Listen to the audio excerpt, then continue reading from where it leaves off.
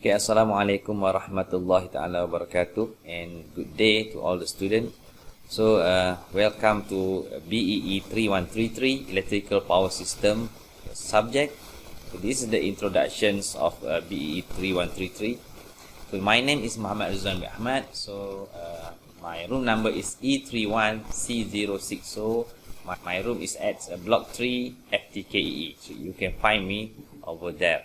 Okay. This course introduces the fundamental of electrical power system, which are the overview of power system, including the generation stations, how power is being generated, and how power is being transmitted through the transmission lines, as well as how power is being distributed towards the load centers.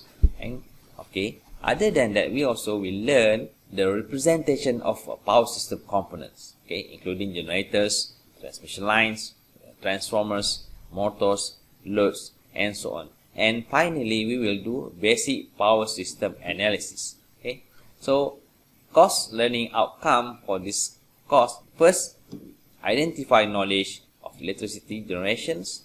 We learn how to calculate tariff and energy efficiency. Second, CO is analyze three-phase power and balance faults.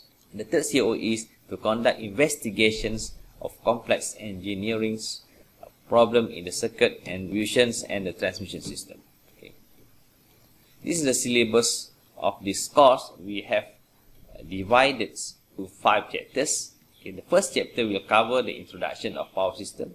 In this chapter, we will learn how power is being generated, transmitted, distributed, and a type of loads that are available. The second chapter will cover the power system representation. In this chapter, we will learn how to represent a power system network in terms of the single line diagram.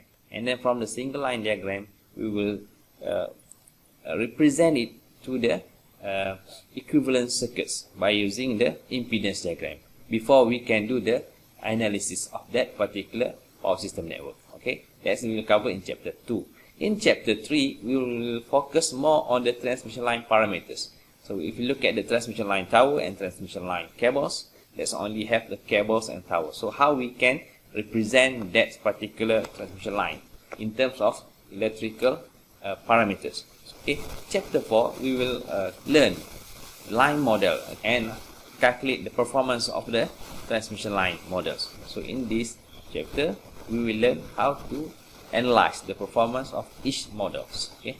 Finally, at chapter 5, we will learn how to calculate the cost of electricity. So in this chapter, we also will compare our electricity in Malaysia with other countries. So that's all.